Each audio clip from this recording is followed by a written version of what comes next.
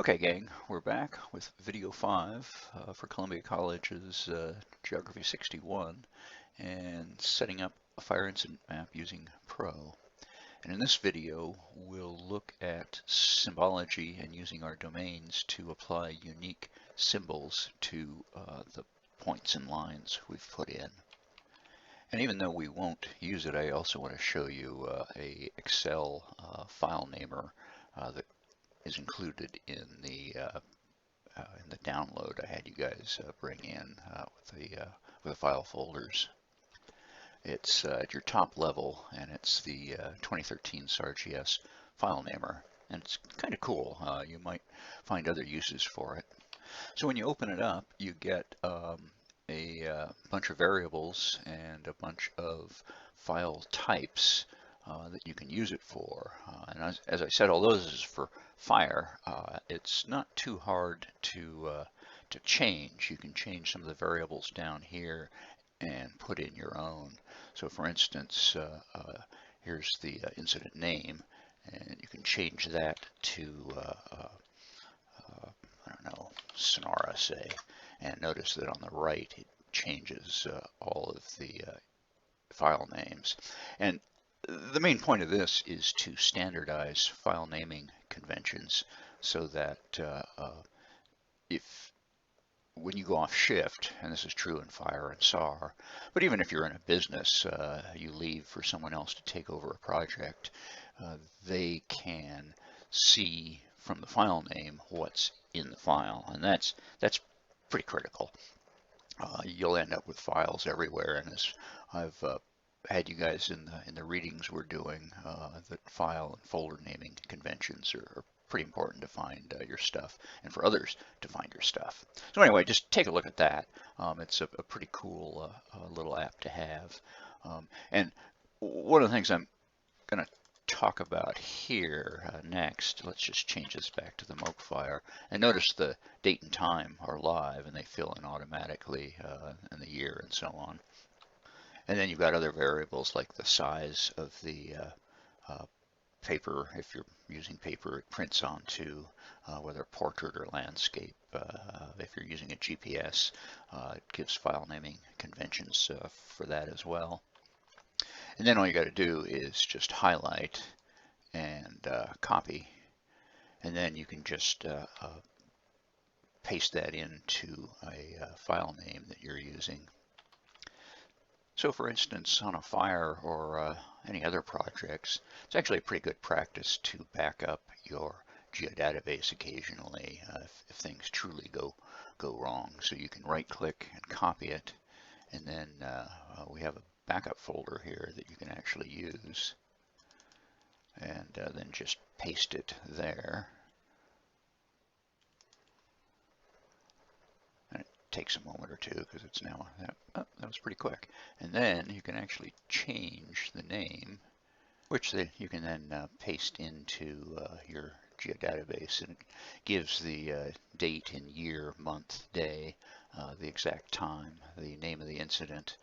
It gives the coordinate type, which actually is wrong here, but I've got it set for 11 north for UTM, but that's not what it's in, even though actually it is in 11 north, or 11N.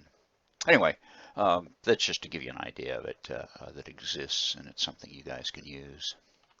Okay, so now let's move on to our symbology. Notice that using the domains that we attached to the points feature class, that we've got our names, drop points, landing zone, etc., etc.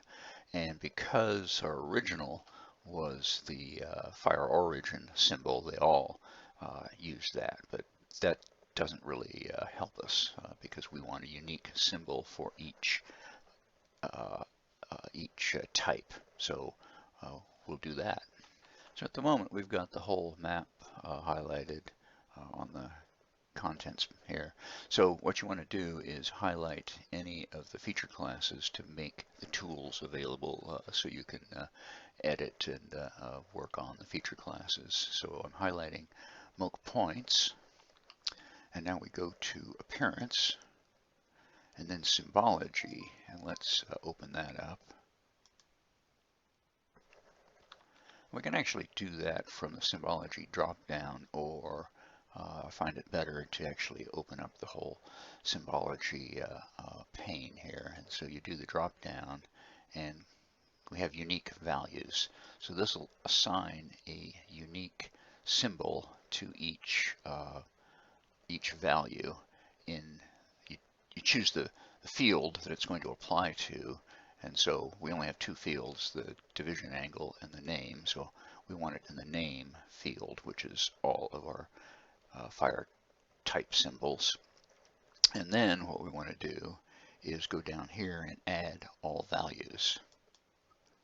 And so it adds the DP, the div, and the ICP, and the landing zone, and all that. Those are the unique values in that field.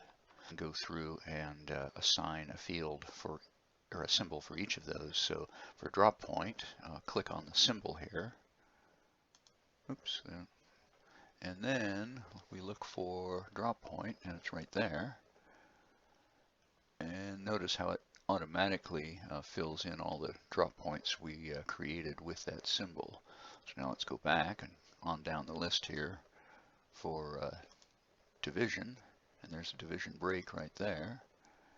And that puts those in right away. And continue fire origin, which we already know. And ICP. Incident command post here. And finally landing zone.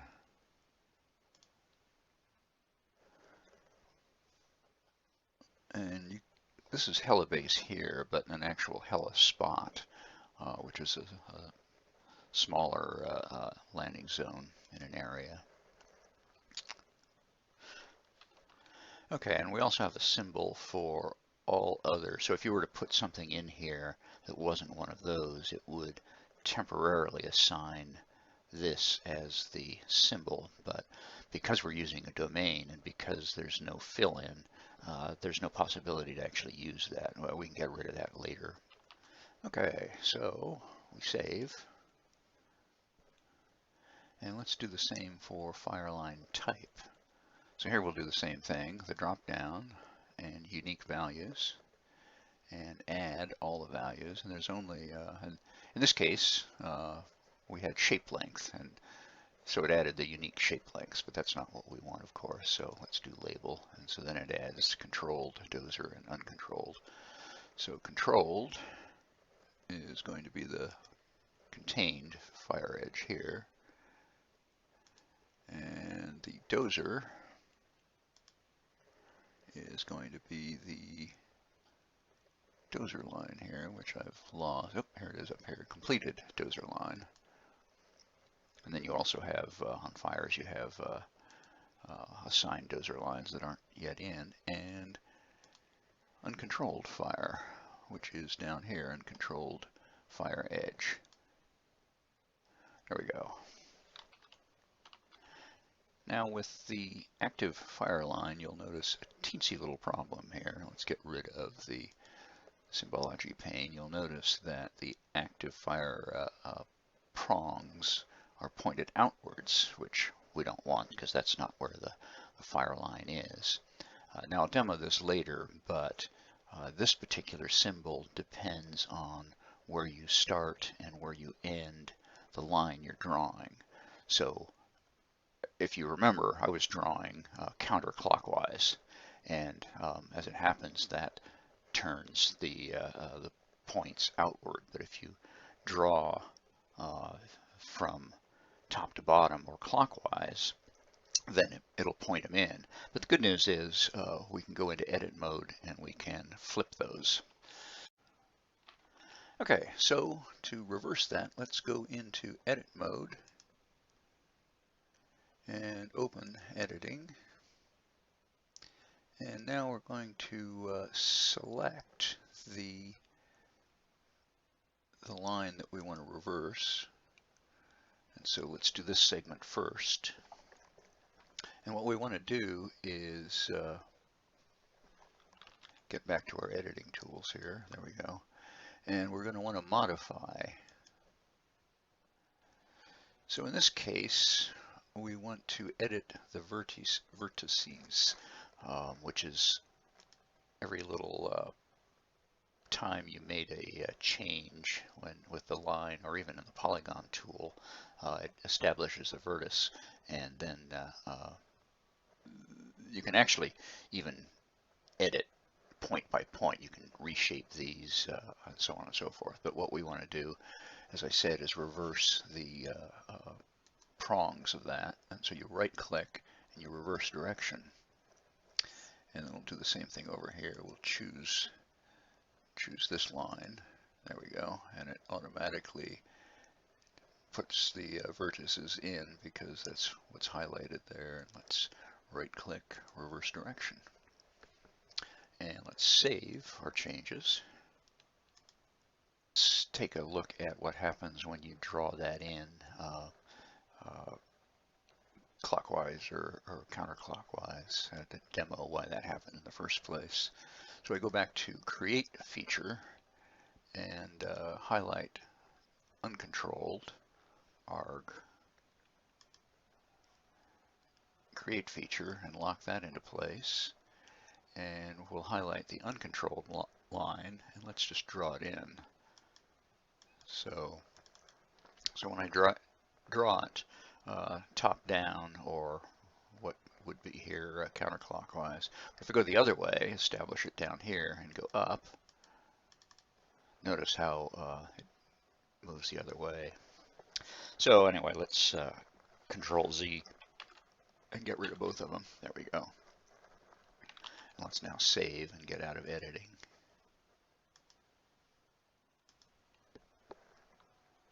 And close our Create Feature window. Okay, so now we have our symbols pretty much as we want them, but it's going to be hard to put in labels because I failed to create a label field. We've got names, or really types, of what the particular point is, but let's add a label field. And what I'm demoing here is that you can add a field even after you've done the original. So let's call this one label, and data type, we're going to make that text, and hit the enter key. And again, I didn't emphasize this very well earlier, but every time you're in domain or changing field types, you need to save it from within there. And so we make sure we save it so that it applies to the attribute table. And okay, let's so now it shows up as a new field, labels. And so let's go ahead and name those, and this is what will show up in our label field. So it's back to editing again. Let's call this smoke fire origin, and drop point, that'll be DP1, landing zone, that'll be labeled LZ, and let's give that a designation LZ1, because on most fires you have, and SARs, you have a whole bunch of landing zones, so you need to identify them sequentially. Another drop point 2. Division breaks are done in Roman numerals, so we'll go 1, 2, and 3.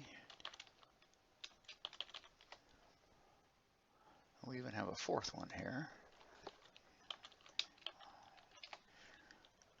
And the incident command post, that'll just be ICP. And that's it for the moment. Let's save those.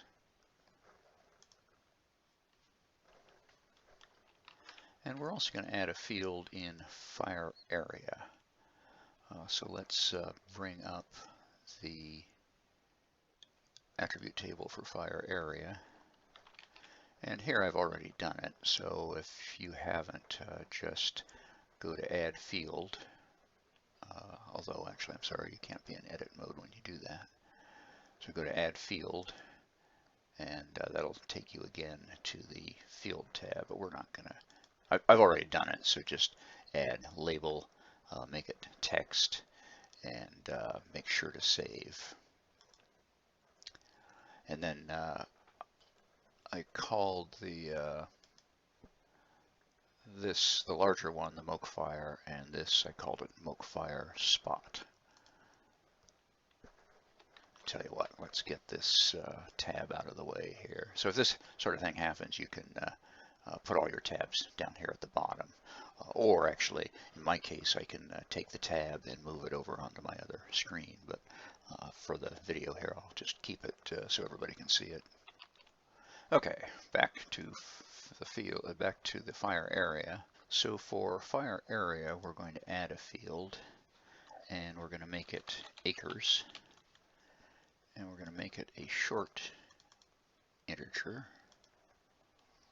which will just have no decimal points in it, though you can make it double or long and put decimal points into it. And of course, we're going to save. And then back to the fire area, and notice that we've added the acres there.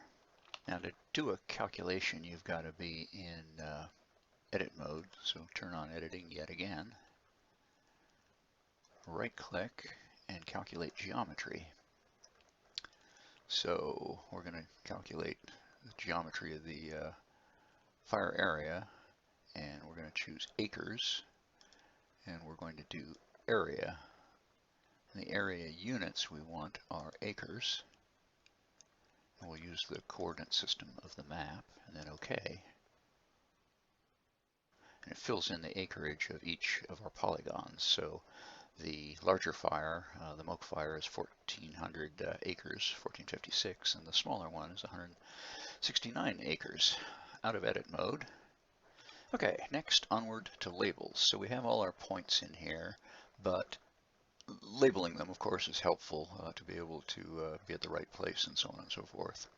So let's do fire area first. And I've highlighted that. I've gone to labeling, and let's activate the labels. And so immediately it shows up as Mokefire, which is what we entered into, and here is Mokefire Spot. And so what we want to do for this, it would be nice to add acreage to this. And so we want to write a script for that. And so click on the little script tag here and lock that into place. And there's a number of different languages you can write your script in. So we're going to stick with Arcade, but you also have VBScript, JScript, and Python. And go ahead and click on Learn More about label expressions, because that's pretty important to see what the syntax is and how they work. And you can also add in things like field calculations and line breaks. So you can show something on one line and the other part on another. Anyway, it gives you, like I said, examples. And when I'm talking about syntax, I mean things like putting things in quotes to show actual text, and whether it's connected together by a plus sign to go to the next command, or an ampersand as in VBScript. So that's worth looking through. We're just going to do a real simple one here. What comes up first is just the feature label. And so we're going to add to that. We're going to go plus, and we're going to add acres to that. Now you can go down here and check, verify, and it tells you that the expression is valid. So watch what happens when I apply it here. So it adds the acreage of each, but without a space.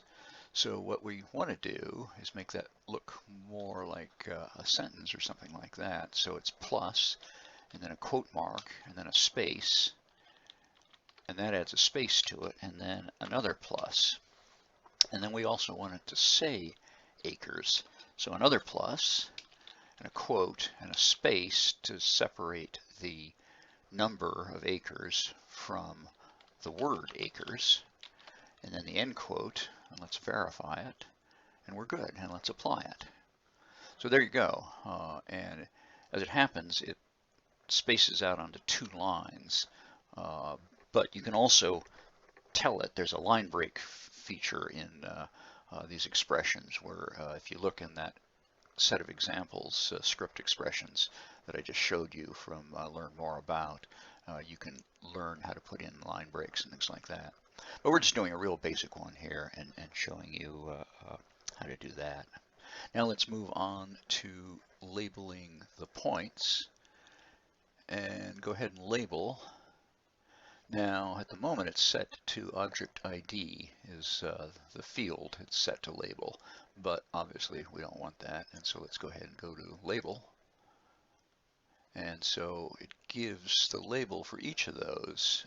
So the question is that where we want to locate the label? And it might be, but I'll show you some ways you can adjust where it's located. So with your label class points up and it's locked into position, let's go over here to position. So right now the app Pro makes the best choice, and it depends on what other labels are around it. So it tries to keep out of the way of other labels, and you can weight the label on how much priority it should take over other labels. But notice it's pretty close to the point there, so let's kind of offset it a little bit here. So preferred offset is, let's go, you can see as I adjust it, 4 looks pretty good. We may fool around with that later. And for best position, let's try top of point and see what happens. Okay, so for the moment that's good. You may well want to fool around with these more later on, but for the moment let's accept that and let's go ahead and save. Okay, so this is the draft of the map, and so it's set up reasonably well here. We can move on to layouts in just a bit. So there's one more thing I want to show, and in the meantime we can get rid of our all our tabs down here just to give us a little bit more room. So the next thing I want to show here is rotating some of your symbols here. So for instance on division breaks, they should be perpendicular to the fire line. So in this case, this one's, the other two are perpendicular, but this one's a little off. So what we're going to do is rotate that one. So from Symbology, let's get rid of the points here. Let's go into Appearance and bring up the Symbology tab and lock that into place. And what we want to do is vary Symbology by attribute. So that's the next little icon tab over here. And we go to Rotation and make sure that it's the field is set to div angle, because you remember when we set that in as a field, we gave it a short integer, which will be the angle of the point. And you can set it for geographic or arithmetic, but for our purposes, that's not super critical because we're going to rotate it by hand. So let's go out of that and let's go to Edit yet again. And what we want to do is go into Edit mode, go to Select, and we want to select that particular point there. And we want to modify it, so choose Modify, and then all of your tools for modifying a point come up, and we want to rotate it. And so then the Rotate tool comes up, and notice that the little mouse symbol now turns into a rotate, and we can actually just rotate that around to roughly where you want it. And let's clear it and see if that's about where we want it, and it is. So let's go ahead and save that. And you know, one thing I'm noticing here is that I thought we made 4 division markers, but I see only 3. So let's take a look and see what happened. Attribute table. And a lot of what we do in GIS is correcting mistakes. Okay, so there's div 4. Let's have it flash. I'm not seeing it there. Let's let's just get rid of it entirely. Delete row. Now let's just leave it. 3 is good enough, and I showed you how to rotate, so that's pretty good. And let's take ourselves out of edit mode. Oh, that's right, I deleted that, so that's also an edit, and so they want us to save that. Okay, so I think that's what we're going to wrap up here, and in the next video we'll go on to creating a layout, improving our labels and things like that a little bit, and then put in the map elements such as north arrow, legend, and scale bar and things like that, and then create a PDF, and that's what you'll email to me. And then if we can fit it into one video, we'll also upload that to ArcGIS Online. Okay, thanks. See you in video 6.